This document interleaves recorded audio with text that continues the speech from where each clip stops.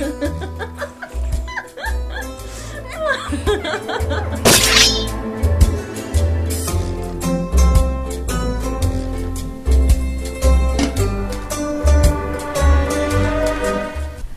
everybody, welcome to Stupid for Dexter.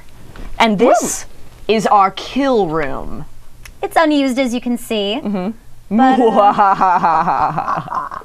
now, just so you know, we're going to be talking about Dexter, which aired last night. So if you saw Dexter, great, you're at the right place. If you did not see the episode, stop watching this right now because we are going to have spoilers. Just so you know, that's what we're all about. We're talking about Dexter because we're huge fans. That's right. We're not experts, but we love me some Dexter. And I know you love some Dexter, too. I do. So last night we had the first episode of Season 5 called My Bad. And I was a big fan. And just so we know, how did the first episode go, Kat? Oh, man, so much stuff happened. And it was really interesting because a lot of TV shows, when there is a season break, they'll jump from, you know, oh, it's a week later, or it's a month later, or even a couple months down the road. But this leapt right back into the fray where Reed has been murdered by Trinity. She's in the bathtub, surrounded with blood, and the phone call is made to 911 and the police, and obviously the people who Dexter work with are right there with him. So you feel like you're really in the moment, and it's right where season 4 left off. Exactly. Absolutely. So we had right away. You know, everyone's on the scene, all the regulars. LaGuerta right away does not want to take the case. She hands it off to the FBI because it's too close to her. It's too close to everybody on the show. Absolutely. So, and then Deb goes ahead and takes Dexter back to, well, his old place where she now lives. That's right. And there was something interesting that happened there that I really liked. What happened was, at the crime scene, Dexter said, "It's my fault." A little suspicious. Don't know why he did that. A little suspicious. I don't know why. I mean, I do know why. It's because of course he could have killed Trinity a long time ago, and he didn't, and now Rita's dead, and my bad. Oops. But then Masuka and Quinn basically are in the office. It cuts to that, and they hear the 911 call, which I think is super important because Dexter, this is the first time we really see that Dexter is just so out of it. He's analytical. He's a blood splatter guy. There's a cut on her right thigh. Blah blah blah. There's just no emotion. You're right. He's like a drone. He has completely regressed back into this social blank slate, and it's creepy because from season 1 to season 5, season 1 he was more awkward. Rita wasn't in his life. He didn't have a family. He hadn't grown into being social, but he had learned by looking around him. And now he's in a situation where there are no rules for him laid out. And it seems like he totally shut down. So. Oh, definitely, definitely. And he's just acting funny. And the family calls, the grandparents with Cody and the little boy whose name I'm forgetting right now. What's the little boy's name? Aster and Cody. Aster and Cody. I said Cody, not Aster. But they call. Dexter's too nervous to say what's going on, so that doesn't happen. But then we get to this really awesome scene at the funeral. They visit the funeral, and it's a whole homage to 6 Feet Under. The guy is there in the funeral. He pushes the tissue box. That is a very 6 Feet Under moment, and I like that. I thought it was very clever. And once again, Dexter is blank as a white slate. He doesn't know what to do, what to say. And so Deb kind of takes over, She has to. I mean, he is so shut down. There's no other choice. Although it was interesting because he was trying to soak up that information. The funeral director said, "I'm sorry for your loss," which we heard later in you would think it would be appropriate, but it was creepy, surreal, really jarring. I was jarred. So I was jarred too. All right.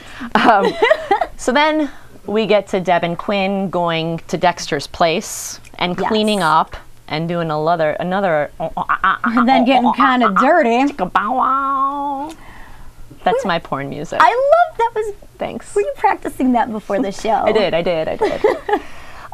But after that, Quinn talks to the neighbor and finds out that not only was the neighbor more emotional when Rita died, but he got punched in the face by Dexter. So Quinn is getting all these clues about Dexter, learning more and more, being more and more suspicious of Dexter, which I think is huge. The funny thing is, I gotta say, when Quinn interviewed the neighbor Elliot, and now that he's more suspicious of Dexter, I was actually a little bit more suspicious of Elliot. Anyway, just saying. Yeah, we'll save that for our little prediction segment. I will expand upon that. Well, then Dexter decides finally that he just is going to get rid of everything, burn everything, trash everything on this cool thing on his computer that I really want. But he's going to do that, and Deb is still suspicious of him. But yeah, he wants out. He wants to get out of there. Absolutely. Leave it all behind. The getaway.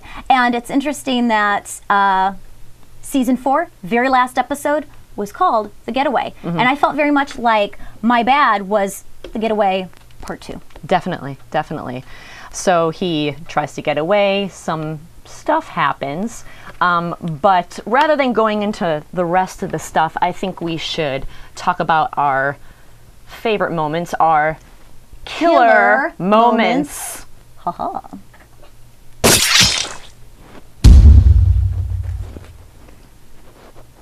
All right. So our first moment we have a clip of it, thanks to Mr. Brad Carter, is the whole Quinn and Deb scene. Getting dirty. Getting dirty. Ooh. And yet cleaning. I swear to God, I can't even tell what he's thinking.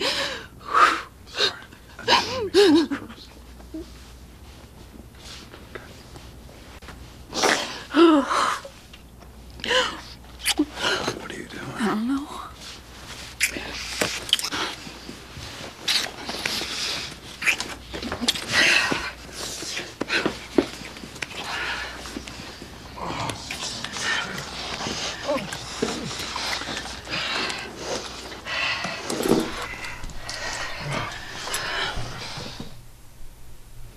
And that's the first killer moment. What we mean by that are the moments that really, really start something up in this episode, that not only move it forward, but are just, you're sitting there as a fan on your sofa, couch, whatever, and you're like, whoa. Yeah. That's a killer moment. A lot of people were surprised. I was shocked at the context, but I gotta say, this has been building.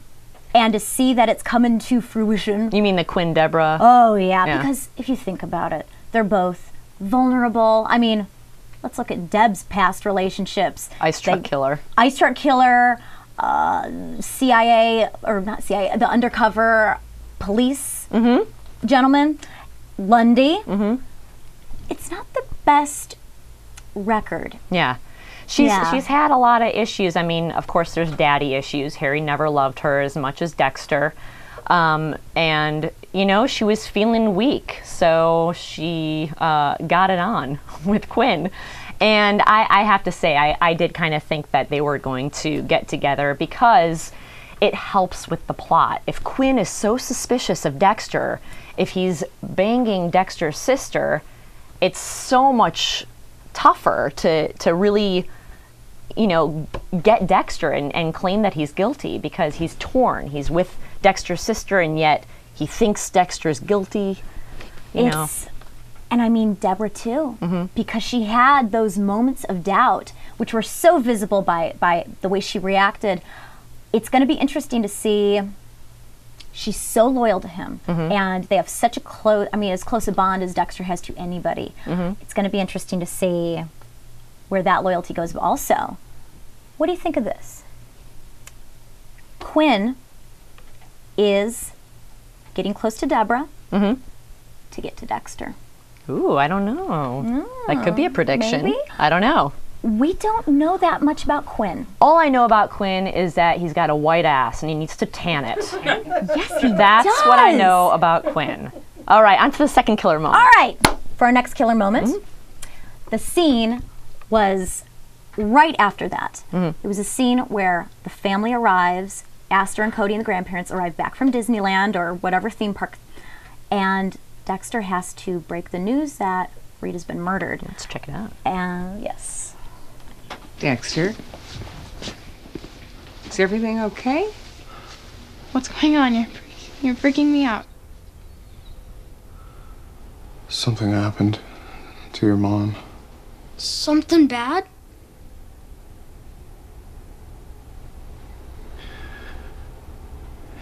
Yeah, something bad. Is she okay? A man came into our house. And your mother came home and he killed her. What? She got killed? Somebody killed her? She's fine. Dexter, what? You're kidding, right? I don't understand. You said spend the day at Disney World.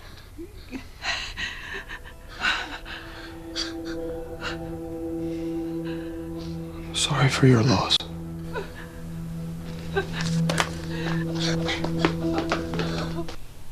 Such a great scene. I love that scene. I love the Mickey Mouse ears as he's explaining to Rita's children that their mom is dead. I just love that. It's surreal and creepy. Are they going to get sued by Disney? I don't know. I mean, Disney now is known for murdered moms. I mean, maybe, I I don't don't know. know. But I love the whole Disney thing, and I love, I'm sorry for your loss, which you mentioned earlier. It's creepy. just basically the reason we picked this as another killer moment is that it just shows even more how Dexter is. He's just dead to the world. Nothing is registering. He's really not feeling anything, and everyone around him is worrying, and he's making himself look more and more suspicious. It's bad because in the past when he's been in a situation, he's had Harry's code, or he's been able to observe people and read them and mimic them, and in this situation he doesn't have that model, and he is shut down. And I thought this earlier, this whole shut down demeanor he has now, if he were just a little bit more erratic and a little bit more off, he could totally pass for being in shock. But he's not quite there. He's just creepy. Yeah. It's not playing well, that's for sure. And then of course, Question: Hi. I'm usually I'll be here. I'm running the TriCast at the same time. How'd you find the writing of that scene? Because I found it a little hacky. you did. Oh, he's got the mouse ears on. You saw it coming around the corner, and it doesn't seem like the same crisp writing that you're used to on that show. As a writer, that's how I felt. Now, how did you guys feel about it? I felt it was just a little too obvious. I see what you mean. So what do you guys think of it? And what do our viewers think? Yeah, well, wasn't there something about the showrunner? Yes, there is. For seasons 1 through 4 of Dexter, the showrunner, the dude in charge, his name was Clyde Phillips. And there was a huge change over in the Dexter universe for season 5. In this very first episode, Chip, and I apologize if I get your name wrong, Johannesson? Johannesson I think so. is the gentleman who is now show running. So, little switch. I did notice throughout the episode change in timing, obviously change in writing, and we'll see the direction. As for the writing, Mike, I could see it being a little hacky, but I also thought about it too. And if Dexter is that devoid of empathy and the ability to relate to people, I can see him regressing to that level. But I will agree that Aster and Cody and the grandparents, their reaction, maybe not Aster, but the grandparents especially, did seem a little hack. I will say that. I could see that. I could see that too. But it seemed like, it seemed like to me that they were forcing a lot of it. The whole episode of like, oh, Dexter can't. He can't have emotions. We know that. Fifth season. All right. So they show, which I like. They show the funeral home director, and boy, I wish I could think like that. So it almost seemed like they were recapping 5 seasons for people who have never seen the show before. I agree. It was a little. I thought it was a little too much, and it was a little like spoon feeding the 4th grade mentality, which is what advertisers usually do. Of like, here you go. Here's what it is. I thought it was a little much, then up a little past, not quite the same standards of writing that they used to do. I think you have a point when you say that they're recapping for people that might not have ever seen this show. I think a lot of people now know about Dexter. They're not up to date on it. They haven't had a Dexter-a-thon by any means, which they should. But the thing is, I thought about that because the before the show started, there was so much leading up to the show, and then all the flashbacks with Rita. Now, if you haven't seen the show, you see the flashbacks and you think, oh, that's a nice lady. I'm sorry she's dead. So maybe adding them, you know, the Mickey Mouse scene as well, it was just kind of hitting people over the head. Those of us who know Dexter and love him and have seen the show, it was hitting us over the head a little bit. You know, I did feel that throughout the whole episode, especially the scene, they're trying to make you feel so awful about Rita being gone. I don't really care. I'm kind of okay that she's not there. Means more killing. It's true. It's true.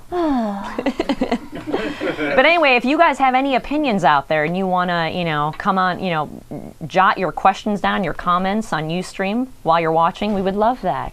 We got a couple. Oh, we do? Ooh, fabulous. As I'm trying to peer over here at Elaine Ewing, who's running our chat room, Lauren124 agrees that the writing wasn't as sharp and feels that he was in shock at first and then disparaged, I think, and then distraught afterwards. And then distraught. Yeah. So does that, I don't know if she was saying that seems normal to a person during those stages of grief, but then she also says that the writing was not as good as it used to be. Okay, good. So we're not just taking crazy pills over here.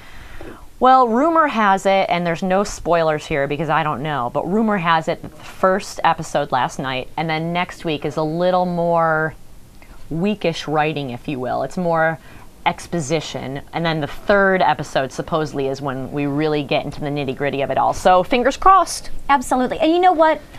I'm going to be cool with that because in the past, I know that with seasons 2 and 3, premiere episodes were kind of, and you really had to let it sit and let the story build. I mean, they're asking for our patience, I think. Absolutely. I hope.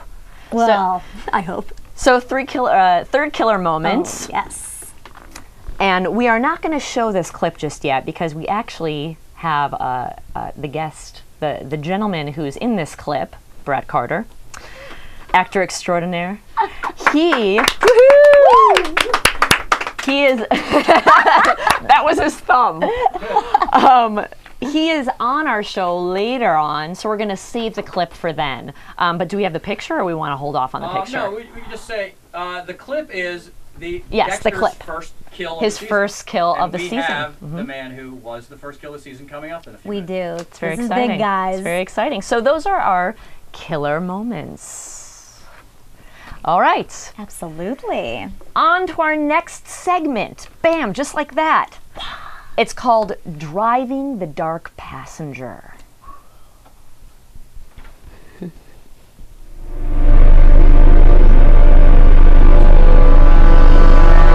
Wait for it. I swear. Driving the Dark Passenger. Wait for it.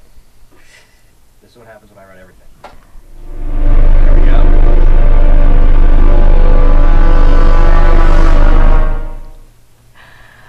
All right, so Driving the Dark Passenger is a segment we have because we actually are going to bring a real live clinical psychologist onto the show via Skype. His name is Larry Benoit Ph.D. I'm going to read a little bio, if you don't mind. Yes. Dr. Larry Benoit is a clinical psychologist in private practice in Lafayette, Louisiana. He provided personal evaluations and critical incident debriefing of officers for Lafayette City Police Department for 20 years. Oh my gosh. Currently, in addition to maintaining a private psychotherapy practice, he provides competency and sanity evaluations of criminal defendants for the courts and regularly consults with defense attorneys and prosecutors in criminal cases. So this guy is no joke. Wow. Criminology expert. The real deal. And Do we have him? So lucky to have him. All right. This is awesome. So he's with us via Skype. Woo! Hi, Larry. Hello. Dr. Larry? Hi. So, welcome to Stupid for Dexter. We were just curious to start it off. Can you give us a 2 to 3 minute analysis of Dexter? Well, I'm an expert in clinical psychology, but obviously you guys are the experts when it comes to Dexter. Oh.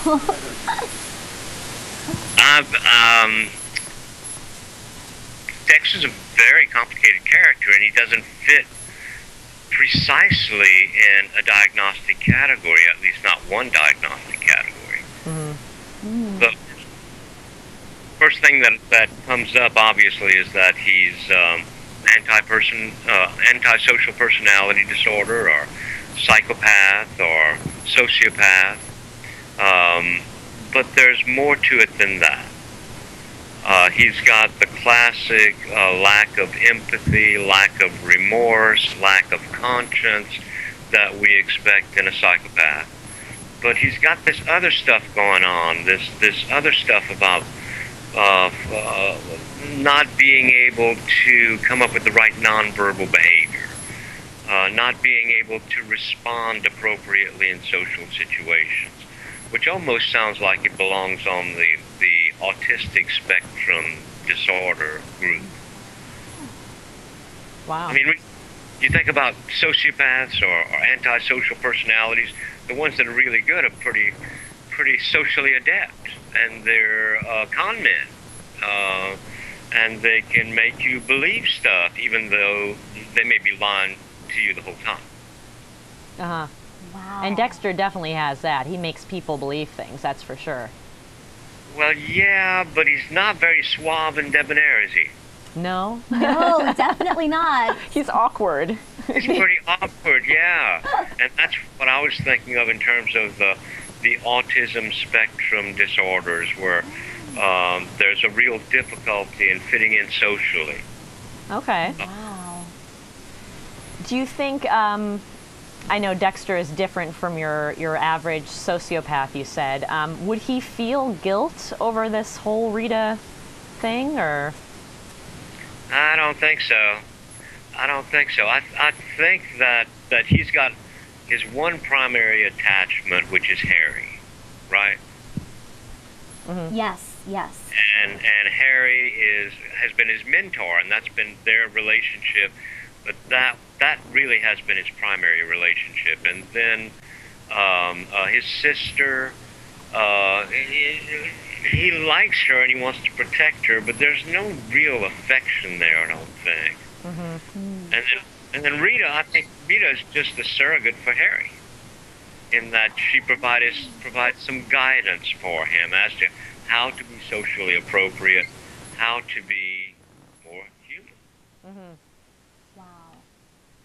Yeah. I didn't even think about the Rita filling Harry's role. Yeah, that's something to think about for sure. Absolutely. I have a question, Dr. Benoit. So Dexter, in this episode, he shuts everybody out, and he seems to really shut down.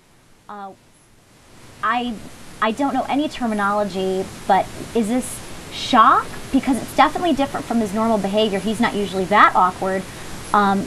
He seems upset. I'm not sure if, what would somebody like Dexter be experiencing in such a situation? Well, the first thing that comes to mind for me is how closely this scene resembles the scene of his own mother's death, when he's sitting in the puddle of blood as his and right before that his mother's being killed right before him. Then loses her for a couple of days while he's in the container before he's found by the authorities. To me, this scene, which is the big deal traumatic incident in Dexter's life, and here he is facing it again, except this time it's with his son and his surrogate mentor, Rita, who's now gone, and it's almost like a regression back to his own traumatic experience. So yeah, I think it is shock. Wow. Oh my goodness. I also have another question, if that's okay. Fans of the show, including Miss Mandy and myself, we enjoy the show, and we side with Dexter. Is this normal? Should we be worried about this? Are we crazy? Are we crazy? I don't think, well, obviously, there are a lot of people who do, or else it would be so popular. But yeah, that's an interesting thing. I think one of the things that makes Dexter endearing is the fact that he works so hard at trying to fit in, trying to respond in the right ways, trying to do things that are socially acceptable, trying to be human. And I think that lots of us can relate to feeling awkward, or feeling like we need to wear the right clothes or present the right facial expressions in order to be socially acceptable. And so in that way, he's like us, or we can feel like we know what that's like. The other thing is that Dexter has permission to express some of the deepest, most primitive impulses that we all may have some inkling of. That dark passenger is real prominent in Dexter's life, but to some extent, we all have a shadow side that might be something of the dark passenger that we don't act on. Yeah, that makes a lot of sense. No, I'm just kidding. Hopefully the shadow knows. Larry, but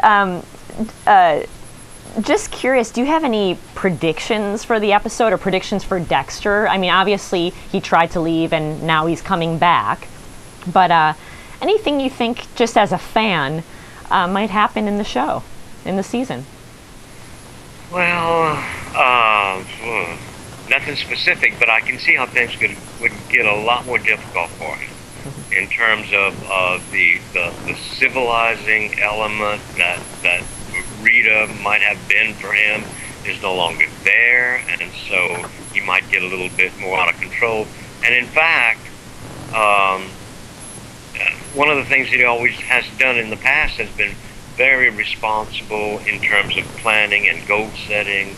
And we saw in this latest episode him acting out in an aggressively impulsive way. That's really out of character for him.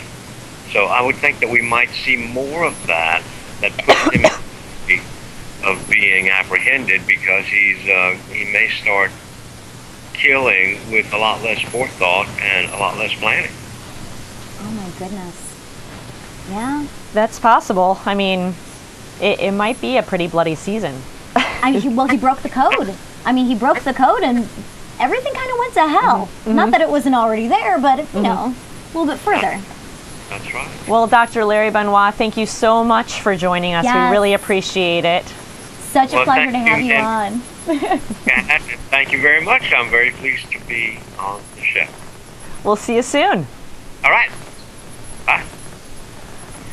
That is a tickle in my throat. That is a prediction I've definitely been wondering about. I do think it's going to be a very bloody season. I have a feeling. But anyway, little segue on to our next guest, which had a very bloody moment in the show last night. Mr. Brad Carter, let's see the clip. Hold on, wait for it. It's so good, you just... One moment, he says, Brad Carter.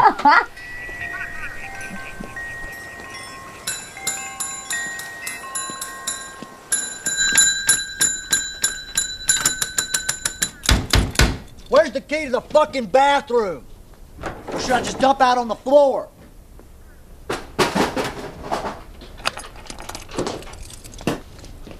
What's your problem? Nothing. Fucking retard. Get the fuck out of here. He's right, I should keep moving.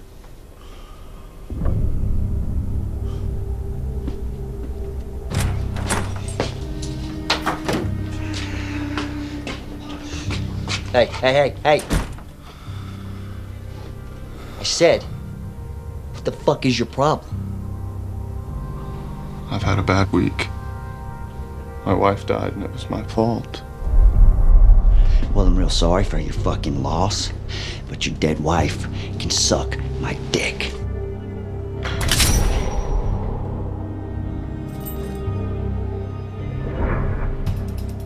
I never meant to hurt her.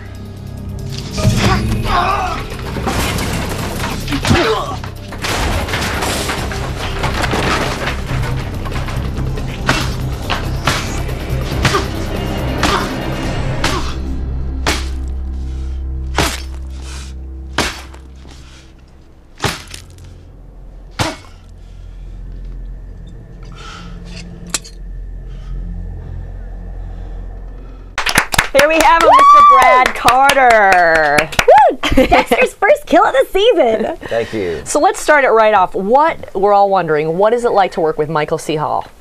Michael is awesome.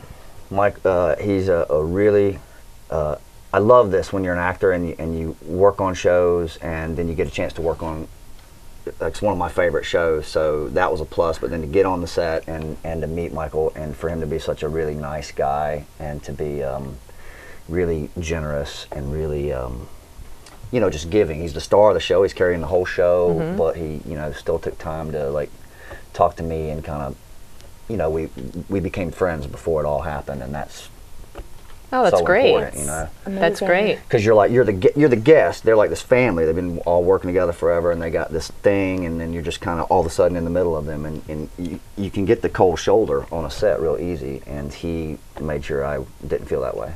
Awesome. Amazing. Yeah. That's always nice to hear as a Dexter fan, that the actual guy who's playing Dexter is a good guy. Yeah. I always love hearing that. I always love hearing that. It does. It makes him even more charming. It makes getting killed just so much better. Totally. Now, how did you get the role? I mean, how does an actor get that role? Like the process. What's the process? Yeah, tell us the process. Auditioning and all of that. Yeah, take us through everyone around the United States of America, and, you know, guess, not everyone knows this Take stuff. that for granted, I guess. Hopefully you have an agent or a manager, and they find out about auditions, and then you get sent in if you're the right type that the show's looking for. And in this particular case, UDK, a guy named Sean Dawson is head casting director there, and he's the D in UDK. Sean Dawson, hold on. All right. Yeah. And an actor. Just kidding, go ahead. And Sarah Isaacson was the associate, and they called me, and you know, I guess they get, you know, for every role that's out there, I think, you know, they can get up to like 2,000 submissions for like a line. And so they have to pick and choose who they want to come in based on, you know, what the writers and you know what everyone sees the character should be like, and so they'll kind of bring in a type, and so then you'll find yourself I find myself in the room with a lot of douchebags and a lot of you know, that kind of type, you know. So my mom's like, why can't you play a nice boy? And I'm like, I just don't get that. No, it's more fun to be the douchebag. I know. So your dead wife can suck my dick. Yeah. Who gets to say that to Dexter? My father's a Methodist minister, by the way. Oh, so. Good. You're welcome, Dad. Oh, I'm sorry, Mr. Carter. Watch my language. That's Dr. Carter. Oh, Dr. Carter, I'm sorry. So you know, and then you just audition, and you hope you know, I had have an acting coach, Christina Chauncey, oncameraclasses.com. You're welcome, Coach. You know, every time I have an audition, we'll kind of coach through it before I go, just so that you just don't go in the room with no idea about what you're going to do, and then from there on, you just hope you don't screw up. What did you feel like you did a good job when you walked out of that room? I felt I felt okay about it, and then I felt oh man, there's no way I'm gonna get this, because all the other guys in the waiting room were like big guys and like, you know, tats all over and just, you know, really rough looking guys. I'm like, man, I can't compete with that. You know, these guys are huge, and like, so that was really cool to get it. You know, I don't think I found out for a week. Found out took a week before I found out that I got the role, and I was really happy. It's awesome. Did it involve a happy dance?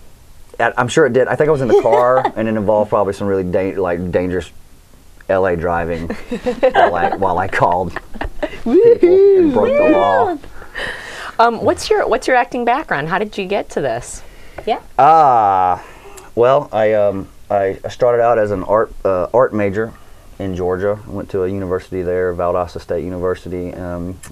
Graduated with a BFA in fine art, and didn't do jack with that. And I think I immediately started playing guitar in bands for years after that. So like I went backwards. Like I went from like making a little money to no money to less money. And so I played guitar for years, and then one day I think I was like 27, and I was like, what the hell am I doing? Yeah. Like, and I saw the story on Headliners and Legends, an MSNBC show, and it was Phil Hartman's story, who's my absolute SNL hero. And I found out he didn't start till he was 27, and I was 27, and I was like, thanks, Phil. Made me feel good. Made me feel like I could do it. And so you have. I dropped everything and sold everything and moved out here. And the rest is some sort of history. Yes, it is. Yeah. I think I started out as an extra. Oh, can I say this? Yeah, say it. Go. This is my most cathartic moment ever, is because I think cathartic is the word. I have a Georgia education, so I'm not sure if that's the word, but public school.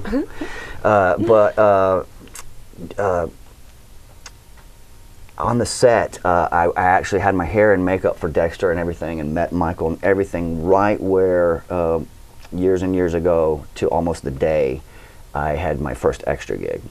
Really? Yeah. That's so cool. And on Sunset Gower Studios, and it was a rainy, awful day then, and I was getting yelled at by the director. It was not a nice guy, and I remember thinking, just how I was like, man, how am I ever gonna go from this to being in there, like on the other side of the camera, like.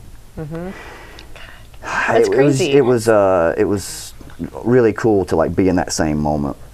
Yeah. I think that's even what I told Michael. I was like, you won't believe this, but this is right where I was years ago when I was like, I'm moving home. So yeah, because sometimes when you're an extra, sometimes you can, be treated as a peon. It's not glamorous. Yeah, that's for sure. All those people you see in the back doing stuff, they're getting yelled at. They're being herded. Is everyone on the set pretty much friendly? Is it a very oh my God, ensemble? so nice, so friendly crew, friendly. Everything was just. I couldn't have asked for a better experience. How was craft services? Craft services was awesome. This is very important. Craft services was great. Steve Schill was the director, who just won an Emmy, by the way, for The Getaway. Oh, nice. Yeah.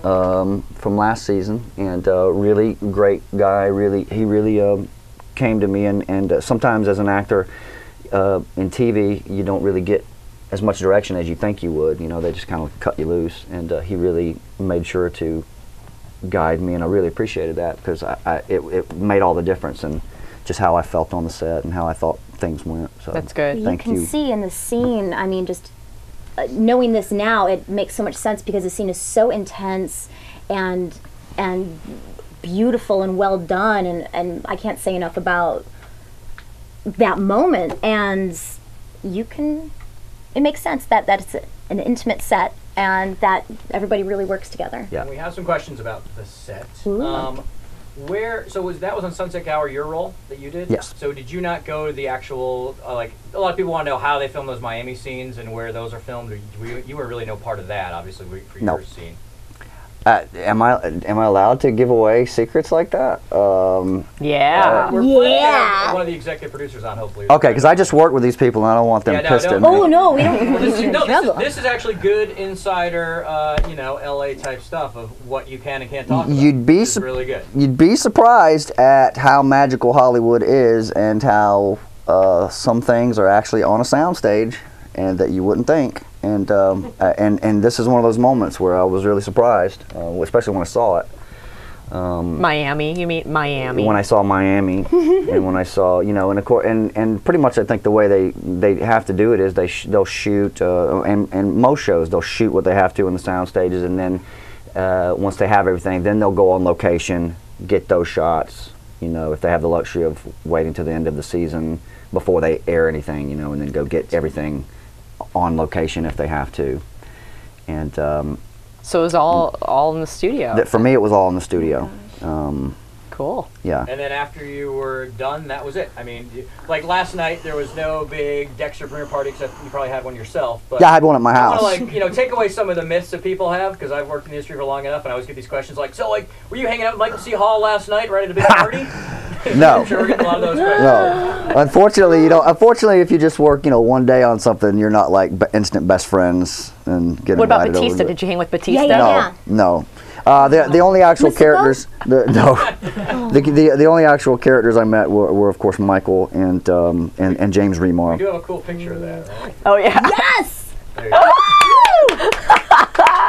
Look at you! That is Bloody. that unfortunately got cut a little bit. They filmed. It was a little gorier, and that got cut. Were you in the makeup chair for a while? I was in the makeup chair for 2 hours, and the guys did a fantastic job. They were absolutely. These guys are just pros, and I mean, I had like cauliflower and stuff hanging out of my brain, and I was like, I even told my mom, you know, don't watch this one. Yeah. You're not gonna watch. She always has. I die on everything I film, so that's. I'm building a career on dying. Nice. Or getting beat up. So I like it. Now, how long ago did you film that, and how long have you been keeping these secret? Do people know you're on it? Do people know what happened to you? Could you not tell anyone? Yeah, you're allowed to say, hey, I worked on Dexter, and of course, if you're an actor and you're on Facebook, you can't wait to be like, I filmed Dexter today, so all your actor friends will be like, I'm really happy for you. Like,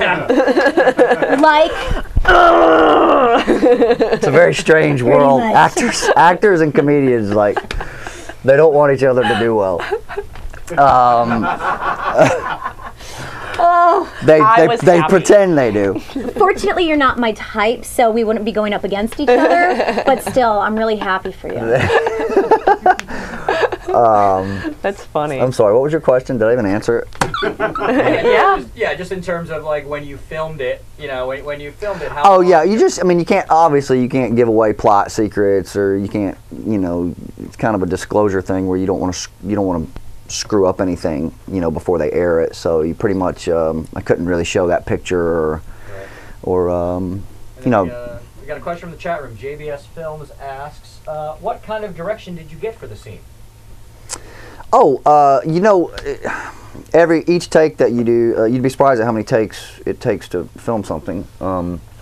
And each, you know, because they're deciding, you know, where they like the camera or what angle they liked or what was in the way, and you know, before you know it, you've worked hours and hours and hours on what seems like it should have just went like that, but in reality, it takes a really long time to film these things, and so in between each take, Steve would come over and just kind of give me subtle, like light, just nuances to try, like, you know, kind of he had an idea of what he thought, you know, should be happening, and which was a little different than what I auditioned with. I was much more of a smart ass in the audition, much more of a, I just did, you know, and so by the time you get to set, they have, you know, hopefully your director has an idea of where he wants it to go, which helps you as an actor to say, oh, okay, you know, that's what you want, let me do it. Yeah. Absolutely. Otherwise, you're just kind of guessing, which can be probably good in one way or stressful in other ways, if you know, but luckily, you know, they all liked what was going on, so that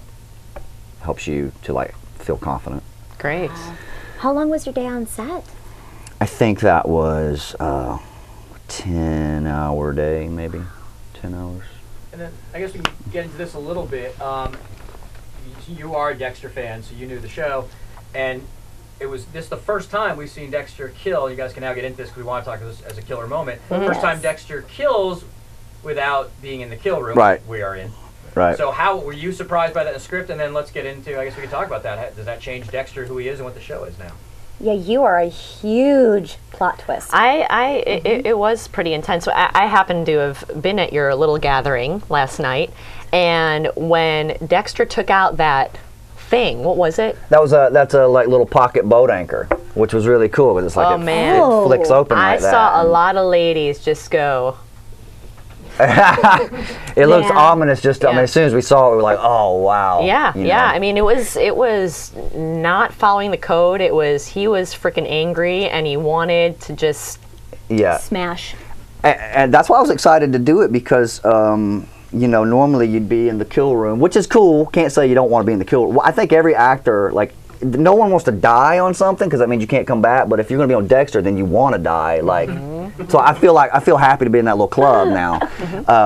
But like, you know, normally you'd have the kill room, but this time was totally outside of his code. And like I said, I'm a fan, so I'm like, yeah. As soon as I read it, I was like, ooh, this is going to be good. You know, this is different. Like, he's totally just pissed and acting out and just, you know, going with reckless abandon. And so I was just really happy to be a part of that. Oh yeah, and he finally lets go. He cries. He does the big sob. We see something we've never seen Harry before. Comes. Harry finally comes. That primal scream. And James Remar, really sweet guy as well. So happy to meet him. That, I mean, because, you know, I'm laying there dead during that scene as well, so that was... I'm personally glad he's on Dexter, because I always saw him as Richard, the douche from Sex and the City. So I'm very happy that he is, he's a cool guy on Dexter. Has he redeemed himself in your eyes? Yes, Very he has. good. What, do you have any predictions for the season? Yes. You know, I was listening to you guys out in the studio audience, and I do want to say I differ a little bit with you. I actually agree a little bit more with Dr. Larry, who I love his name, Benoit, by the way. Love you, Dr. Larry. But I felt like I liked the way it was different. I liked the way it was a different tonality than what we've seen before, because it kind of felt like Rita, like you get the feeling that Rita's like his rudder, like it's his one thing that's keeping him sort of glued to how we all think we're supposed to act. And without her, he's kind of back to season one, like he used to be, sort of very void of, you know, the regular emotions, why everybody calls him kind of a weirdo, and you know, why dokes hated him, and because he just seems like he's so void of any like human normal emotions. So I kind of felt like it was a throwback to that, and now we're seeing that, oh, Rita really had, he really was getting affected, and in last season he really was it was doing something for him. I think, you know. No, I agree, and it made her death even that more horrific, you know, because we were starting to see, maybe this guy does want a family. Maybe this guy, is the effort working? Is something changing? Yeah, and then I see your point. And then this episode, not only does it, you know, call for our patience, but it's just, you know, this is a big deal. This is it ended last season like horrifically. Holy crap! I didn't see that coming, so I love it when I get fooled. You know? I totally jaw dropped on that. So. Yeah. So what's with the bobblehead? Yes, this is wonderful. Please tell us. This is where am I? This? Here, right here. Yeah, there you are. This is my Dexter bobblehead that John T. Jones sent me. Thank you, John. John was my drama teacher in high school. Yes. Oh, cool. I love that. And a long time ago, he was kind of one of very few who told me to go, you know, at age 27, said, dude, go for it. You know, he had been telling me since high school to go for it, and I just took me a long time to listen to him. So he sent me that just as a little wink and a nod. So thanks, John. That is really cool. Nice. The teachers really do make a difference. There you go. In the chat room, Christina Eliano asks, what else can we see you in? What else can, like coming up or in the past? Coming up, in the past, anything. Throw us your credits. This, coming up, there's a new show called Harry's Law that stars Kathy Bates, and got to work with her very recently, so I'll be on that on the 4th episode when it comes out. That's on NBC, and I don't think it has a start date yet, actually. But so that's coming up, and this year done True Blood.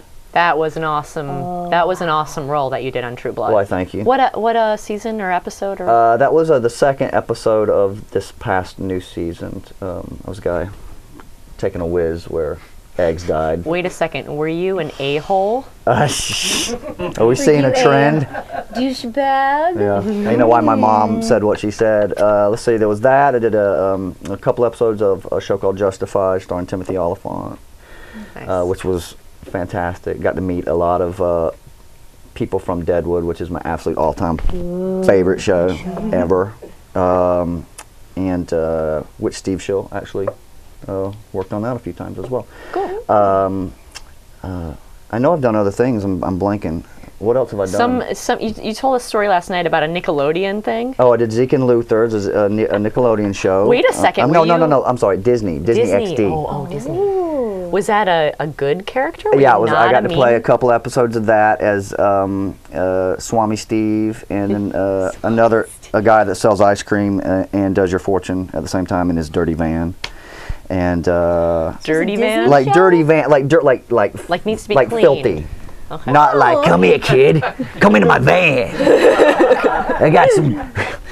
I'm gonna stop right now. Oh God! Yeah, so that was cool. The story was these two random. My neighbor had some friends coming to town from Oklahoma, and they were like, "Oh," she told them I had been on Zeke and Luther, and she's like, "Would you sign some headshots for our kids? I'm sure they probably know who you were on the show." And I'm like, "Whatever, like they are gonna know me, you know." And so I signed to these two kids, Ben and Eli, that I've never met, and then they sent me film of them giving it to them like it's a present. Like my parents went to California, all I got was this headshot. Like it was like, and they give it to them. And the kids freaked out, like they knew immediately who I was, which was cool for me to like have like a fan that's not like related to me or who knows me. And you know, and they flipped out and started like doing my lines, and like they knew the character. It was that's awesome. I put it on my my YouTube page is actor Brad Carter on YouTube. Nice. Check it out. Yeah. I'm going to learn your lines from last night's episode, and I'm going to do your lines, and I'm going to put it on YouTube. Yeah. No, I'm not. No, I'm not. They might flag that as inappropriate. Yeah, they might. A little bit. Got a Nicorette commercial running right now as well, so that might make you laugh. Ooh. It's all on bradcarter.me. bradcarter.me. All right. Well, thank you so much for coming on the show. Yes, it is such an honor to have you, Brad. Can I show that real quick? What is that? That's my nieces. Oh, do you want me to put it closer? Yeah, let's get a close-up Yeah, of them. they're actually kids there, but they're teenagers now, so this is going to really piss them off. Oh, oh, they're adorable. And then lastly, I just wanted to do this in my interview. I like it. I like it a lot. So just edit that in somewhere where it looks, appropriate. I love that right now. Anybody who's on the audio podcast, because we have audio and video available, are like, what did he just do? So get the video podcast, people. Video. He whipped it out. It was crazy. That's awesome. All right. Well, is that all we have time for? Do we have time for any trivia? Or yeah, well, let's bring him on. Let's bring on Paul to explain what's going to happen with him each week. All right. So we'll put him in Brad's seat. Okay. The hot seats. So come on in, Paul. Brad, thank you so much. Thank you, Brad Carter. Woo! And welcome, Paul. And welcome, Paul. King of TV. Yes. Tell me more about this King of TV. Would you like to? Oh, okay, sure. Paul can explain himself. I know a lot about TV and TV trivia. My website, thekingofTV.com, you can visit it and see all my greatest hits. I host my own podcast, The Paul Goebel Show. We talk about TV every week. I used to be on Beat the Geeks on Comedy Central. I was a TV geek, professional TV geek. That's right. Familiar. Yep. That's where Brad recognizes me from.